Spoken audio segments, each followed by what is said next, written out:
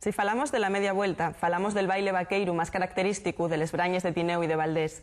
Pero al velu tamén podemos observar como se formen dos files enfrentaes de mulleres e homes, onde estos marquen el paso coles castañueles, interpretando una estructura de jota moi marcada que se canta acompañada de los panderos redondos y de la pallecha.